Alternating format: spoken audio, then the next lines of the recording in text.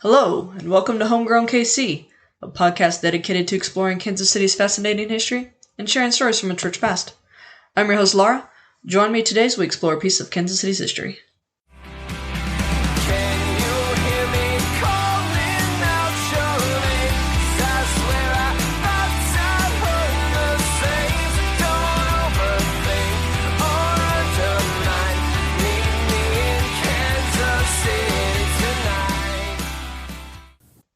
Hey, it's October, and that means pumpkin spice is at its apex, leaves are falling, and it's time for your flu shot. Now, before y'all start yelling at me that it doesn't work, or you always get sick after you get the shot, first off, everyone who tells me that in real life, y'all are someone who hasn't had a flu shot, since you were a child. So, I call BS. Also, there's no live virus in the vaccine. I have no idea where that came from. That's not how vaccines work. If you get immediately sick after the vaccine, maybe there is something in it that your body's reacting to, but it's not the flu. Or if you actually do end up with the flu, you already had the virus in your body a day or two before you got the shot. It just takes time, before you get sick, before you show symptoms. You know what I mean? Or it could be a cold, which is a bacteria, or something else entirely.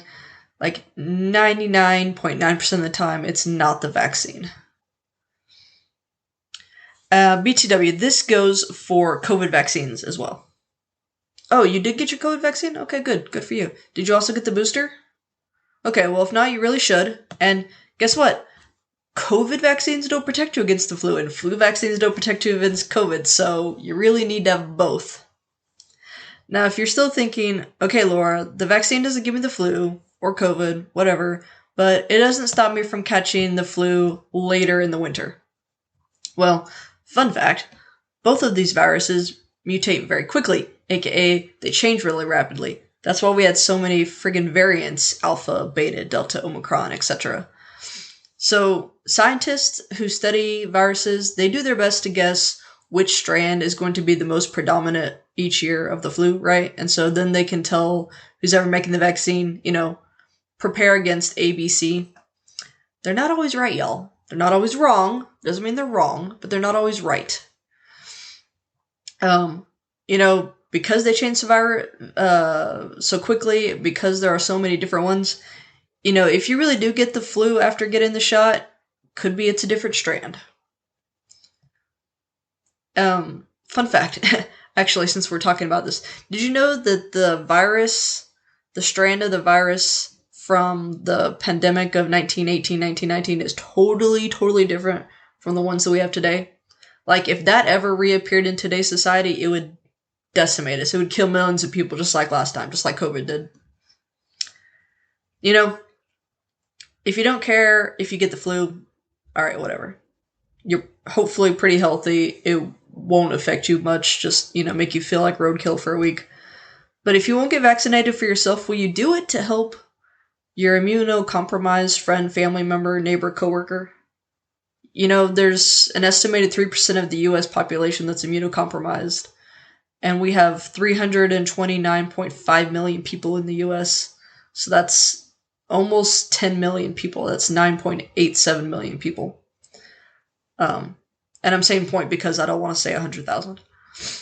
So, you might only feel like roadkill for a week, but it could seriously ruin them. Like, it could even lead to their death. So be a nice human who cares about other humans, and please get vaccinated. Thank you. I'll get off my soapbox now. Back to the fact that it's October. We're experiencing pretty nice weather. I am happy to see the leaves change. It's pretty. I'm very sorry to see that it gets so dark so quickly, and I'm happy it's not 100 degrees anymore, but man, I don't want to be facing 60-degree days like we have been. But we did have our first frost advisory Friday night, which means, fellow gardeners, that it is time to ready your garden for winter. I have kind of started. I'll be doing more soon. And speaking of gardens, my community garden that I volunteer with really needs volunteers for November 5th, Saturday, November 5th from 9 a.m. to noon. If If you live in or near the Argentine Turner area, I hope you can come out and help us. We're going to be planting several fruit trees. It's very exciting. We got peaches, pears, Asian pears, jujubes. We're also getting bush cherries and blackberries. We have a playground on the property for kiddos. There's also going to be a craft table. We're going to have donuts and coffee for breakfast and soup and fresh bread for volunteers for lunch. Yours truly is going to be making one of the soups because I'm an awesome cook and I love to cook. If you need more details, check out one of my social media pages. I've got the advertisement for that up. Or you can look up the Hub Argentine on Facebook or Google. Okay, so time to tell you about yesterday's adventure. So cool. I had so much fun. I went to the Japan Festival at JCC. JCCC, yeah. It's kind of like KCKCC. You never know how many C's to say. Anyways, I went with my friend Lillian yesterday because we went to the Ethnic Festival together back in August, and we saw Three Chairs Taiko perform, and they were just so cool. Like, we were astounded. And they're like, yeah, we're going to be at the Japan Festival. So we're like, okay, we'll see you there. This was the 24th annual Greater Kansas City Japan Festival. And legit, the first time I've ever even heard of that. How is this the first time I've heard of it if it's been going on for 24 years? It was put on by the Heart of America, Japan American Society, which started in May of 1962. Their mission is to, quote, further understanding between the peoples of Japan and greater Kansas City area by promoting social, cultural, and educational exchanges, end quote. They're active in Wyandotte, Douglas, Leavenworth, Jackson, Cass Clay, and Platte County. The festival was first held on September 13th, 1997 at UMKC, and they moved to JCCC, whatever, you know what I mean, Johnson County, in 2004. So, JUCO is a much, much nicer campus than UMKC, and as someone who attended both, I can say that with firsthand knowledge. Because JUCO doesn't have, they offer free parking, right? UMKC, no free parking anywhere. You can't even park on the street next to it. It's smaller and more compact. So even if you have to walk from one end to the other, it's not as bad as if you're walking from one end to the other of UMKC. And all the buildings at JCC are interconnected, like they all have walkways, so there's no going outside between buildings when it's freezing outside like there is at UMKC. It's very nice. Anyways, the festival is so much. It really needs to be a 2-day event. Not kidding. You know, a 3-day full weekend would be even better. But being held at a college, I don't know, maybe that makes it more difficult. And several of the performers are from out of town, so that might be why it's still only 1 day. But there was so much. I was there for 5 hours, didn't even see probably a quarter of what was available. I was thinking before I went, what does the average U.S. citizen know about Japan? And how did they gain this knowledge? Okay, so they probably got all of their knowledge about Japan from pop culture. So Japan in pop culture includes, in no particular order, sushi, Godzilla, sumo wrestling, kimono, geisha, anime, manga. This might be from your history class, but, Team Evil in World War II, samurais, ninjas, and maybe you know the name Yakuza. For those of you who don't know, Yakuza is the Japanese mafia. I actually don't know much about them, but I do remember that the show Deadliest Warriors featured them in one episode. Do y'all remember that show? It was so cool. It came out in like 07 or 08. My friends and I used to binge watch it on the weekends when we were in college. Anyway, there is so much more to modern Japanese culture than what I just listed, and like 100 times more than that to their history. I can't even get into the details of all of it here, so don't worry about that. We're just going to talk about the festival in a minute. I never studied Japanese history in high school. Like, just Asian history was not covered, period, that I remember. And I don't remember if it was even ever offered as a course in college. If it was, I missed it because at the time I was just way too obsessed. Okay, the appropriate amount of obsessed with ancient history, but it was to the exclusion of all others, which I now regret a little bit. I really wish that at some point in my life I had studied this because this was so cool and I really want to know more now. So, the festival itself. They did have a kimono exhibit. Man, I didn't realize they are just so beautiful. And there was a demonstration in a closet size of a lecture hall. This was ridiculous. Seriously, the room only fit like 30 people. And we got there, it was supposed to start at like 2:30. We got there at 2:20. She's like, oh yeah, it already started and it's full, but you can sneak in. And we opened the door. We couldn't even walk in because it was so crowded and with people standing in the back. So we totally missed that. And they should have known that it would be more popular and put it in a bigger room, frankly. They had a few academic lectures. I missed those. There was one about, like trains and how that's changed Japanese culture. There was one about the history of ninjas or samurais, one of the two. That would have been really cool. There was something about Japanese game shows too, which I was like, wow, I didn't realize that was a big thing, but apparently it is. It's not just America. They had a Zen meditation demonstration and workshops, calligraphy workshops, origami workshops. They had a puppet theater, a children's parade. There were, like, I don't know if it was a lecture or a workshop, but stuff for teachers on, like, how to incorporate all of this into teaching in your classroom for K through 12. Like, that's awesome. There was a bazaar. There was an anime movie marathon the entire day. And a cosplay contest that night. There was classical music performances, pop music performances. Didn't see any of that. I honestly, I couldn't even see all of that next year. That's going to be like the next 2 or 3 years. I'm going to have to break it up and see all of that. We did see Three Trails Taiko and Denver Taiko perform, which had been our number one. And again, if you didn't listen to my ethnic festival Minisode adventure, you ought to. But taiko is basically Japanese drumline, and it's amazing. Y'all gotta Google it. Look it up on YouTube and watch it. They had a small demonstration afterwards where they invited folks up on stage and they showed you a couple of quick beats, and so, like, everybody was in line, you got to do a few and then move to the back of the line and move up. I did not participate in that, I just watched it, but it's still really cool. I tried to record a video of taiko because at the ethnic festival, like, my phone was so full, I forgot to get rid of all my photos before we went, that I didn't have enough space for a video. And I was halfway through a video of Three Trails Taiko, and this woman appears in my ear, like, really loud. No videos allowed. I was like, oh my god. So, yeah, I was a good person. I deleted it. I probably could have just been like, okay, and turned it off and kept it, but I did get pictures, though.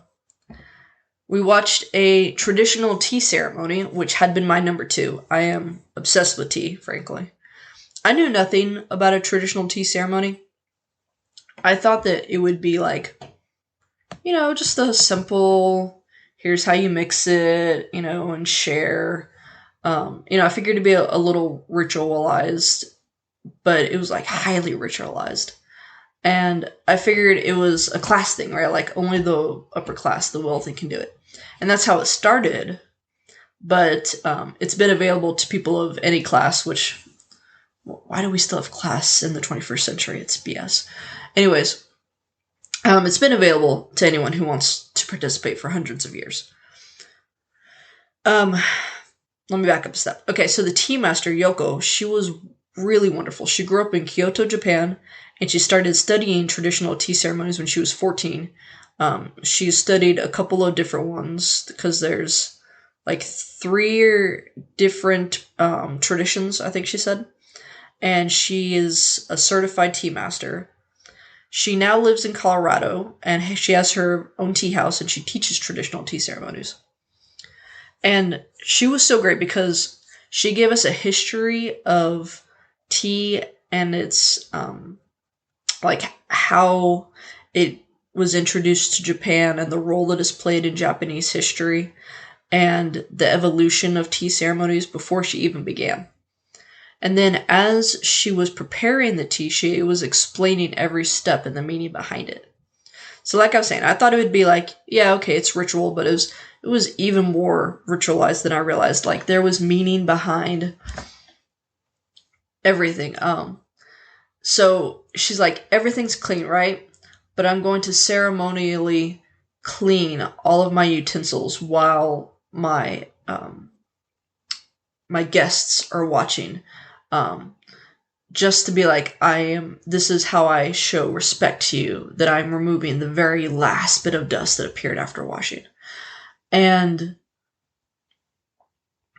all of her movements are very deliberate, right? As she's pouring the cold water into the hot water to cool off the temperatures, as she's stirring the tea, which is, it's matcha. Have y'all heard of matcha? So, there's green tea and black tea. I did not know this, but according to the new knowledge that I gained from watching her, green tea and black tea are the exact same tea leaves, but green tea has been dried immediately after harvest, while black tea is left out in the shade so that the leaves basically ferment a bit, and then when they turn black, then they're dried. No idea. Totally thought that it was different. So now I'm like, man, how do we get white tea and red tea? What is that process? Anyways, different subject. Where was I going with this? Matcha is a green tea that has been turned into a powder, and then you mix it with really hot water. You whisk it together. It's getting really popular in America in the last few years. I mean, maybe it was popular longer than that. I was only made aware of matcha 2 or 3 years ago, I think. Personally, don't care for it the one time that I tried it, but maybe I need more exposure. Anyways, once you pour it, then it's handed to you, and like that's highly ritualized because the bowl, it's not a teacup, right? It's like a little bowl, and it's intricately painted and designed, and there's one side that is more highly decorated than the other, and that's considered the front, right? So like, the person who's carrying the bowl to you, the front is facing you, the guest. And then they turn it and they sit it down. And then so that the front is now facing them. And then when you pick it up, you turn it so the front... Oh, wait, I said that backwards. Sorry, hang on. Starting over. Okay. It's facing you. They set it down. They don't turn it. When you pick it up, then you turn it. There we go. So that when you drink, you're drinking the bowl and the front is facing them. It's all about honor and respect still. And then you sit it down. And when you sit it down after drinking the tea, you have turned it again before you hand it back to them. It was beautiful. Beautiful to watch. And so, like I said, before I started rambling about this, I thought that it was a class thing, right? And it did start that way, like I said. But the main purpose behind the tea ceremony still is, and always has been, spiritual in nature. I would have said, sure, there's a little bit of a spiritual aspect, but no, it's like all spiritual, which is very cool. So again, new knowledge gained from watching Yoko and listening to her speak. Zen Buddhism was the primary influence behind the original creation of the tea ceremony, and the 4 main principles of the ceremony are harmony, respect, purity, and tranquility. Super loved watching her do all of this, learning this information about Japanese history and culture. I would love to participate in a traditional tea ceremony someday. The other thing that we saw was several different traditional Japanese martial arts. So there were workshops for all of these too, which I did not attend. Again, maybe next year. We watched Kenjutsu. I hope I'm saying this right. Which is a martial arts form that uses a wooden sword. Then Kendo, which also uses a wooden sword, but this one is made of bamboo and also includes full body armor, whereas the other one does not. So the style of the martial art and the sword forms are totally different. Truthfully, I got a little, and not disrespectful in any way here, but I got a little bit of a hint of like Japanese lightsaber form when I was watching the Kendo sparring, and the body armor kind of reminded me of the Imperial Guards for some reason. It looks nothing like the Imperial Guards. I don't know why, that was my first thought. Then we saw an Aikido demonstration, and finally Tessenjutsu, which is a martial arts form that utilizes a fan. You know, the wooden fan that you flip out, and everybody tries to flip it. We can't really do it. Um, I've never seen Aikido before. I thought it would be like just Krav Maga or something, like a really intense version of karate, but it's totally, totally different. So Aikido is all about balance and flow and using your opponent's weight and movement against them to break their hold on you, avoid attack, and to subdue them. There are no attack forms at all. Tessenjutsu is similar in that it's about using your opponent's weight against themselves, but this fan, so on the front, it's all pretty great, and then when you flip it on the back, I'm not even sure what you call it, the bones of the fan are 13 extremely sharp blades. And so when it's out, you can slice and cut with it. Or if you fold it up, those 13 points, together to make one big point, you can stab someone with it, or you can turn around and stab them with the bottom of the fan. So it's very deadly. I really wanted to see this one because it is the form used by the Kyoshu Warriors in Avatar: The Last Airbender, which I'm also obsessed with. Yeah, of course, if you are a fan, you know that Brian and Michael did a shit ton of research, and all of the martial arts forms are based on real forms. I ended up looking up some competitive performances of Tessenjutsu on YouTube last night, and that was even better. It was a beautiful, deadly dance. Y'all gotta look it up. Just type in martial art fan into YouTube. That was my adventure in a nutshell. I had so much fun. I can't wait for next year. So if y'all live in or near KC or within a reasonable driving distance, you really ought to go next year too. And make sure you buy your ticket online ahead of time so that you can get inside quicker. Because we got there, we had bought our tickets online, thankfully. We got there, there was a really long line to buy your ticket while you're there. Also, make sure you get there early, because we got there at 11. It started at 10. And we drove around for a good 10 or 15 minutes before we finally found parking on the other side of campus, and then I had to walk all the way across campus to get to the event. Seriously, there were so many people there. There had to be at least as many people there as there had been at the Ethnic Festival, but this was indoors in a smaller space, and so it felt like there were more.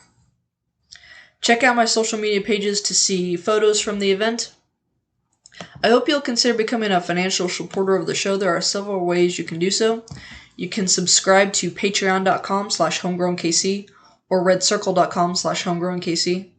You can also give a one-time donation at redcircle.com/homegrownkc or coffee.com/homegrownkc. That's ko-fi.com. You can give as little or as much as you want. If you become a monthly subscriber to Homegrown KC, you'll get charged on that day and then on the first of every month following. And if you become a patron supporter, you get 3 things. 1, an item from the merchandise store valued at $5 or less. A shout out on every episode and social media post. So thank you, Bjorn, Joan, and Gina, for your continued support. And you get access to exclusive bonus episodes featuring local historians, archivists, and museum experts. For example, currently available is my conversation with Dr. Ann Robb, who is an archaeologist. That will only be up for, I'm trying to think here, I think 2 more weeks. So if you're listening to this, check it out as soon as you can. Also currently available, that's usually a Patreon episode, is Redlined KC, which is a conversation with Andrew Gustafson from the Johnson County Museum. Yeah, Johnson County Museum. And it's all about their exhibit on redlining. That will be available until December 31st, so you got a couple more months there. Third example is my conversation with Second Chief Louisa Libby of the Wyandotte Nation of Kansas. That one is available to everyone and will remain available to everyone because it was important to me that she tell the story of her people. So anyways, those are just the 3 that are currently available to the public. Once in a while, I do make it available to y'all, but I have several more that is just available on Patreons. So if you want to check out more cool content, I hope you'll become a subscriber. Also, if you give a one-time donation on Ko-fi, 1% automatically goes to help fight climate change, which is something I'm very passionate about. If you can't support me monetarily, which totally get, you can still support me by following and subscribing to the show on Facebook, Instagram, Pinterest, Tumblr, and Twitter. I also have a YouTube channel, which I'm hoping to make more use of in the future. I'm Homegrown KC on all of them. Also, make sure you rate and review me on Apple Podcasts or wherever you listen.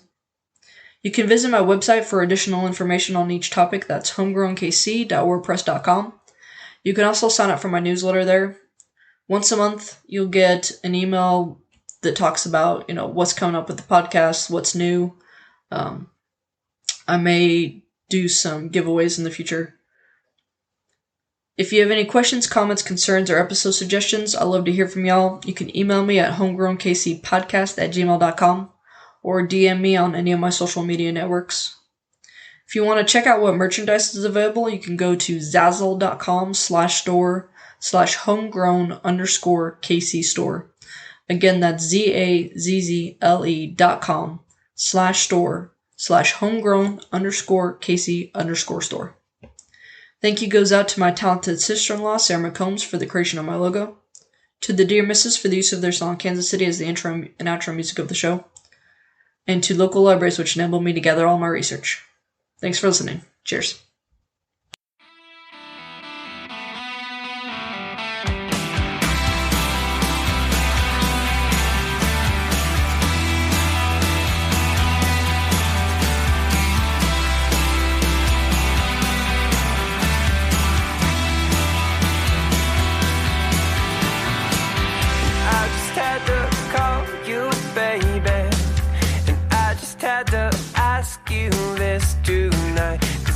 Seem to shake this feeling, and I can't seem to get you off my mind. Thought I lost my nerve forever, and I know that it's now or never. Trying to see this through, tie loose ends up with a bow and start anew. We could talk through the nights on the phone, but we toss and we turn all alone, and we both know that that's not the way we roll. Can you hear me calling out your name? 'Cause I swear I thought I'd heard the same. So don't overthink or undermine. Meet me in Kansas City tonight.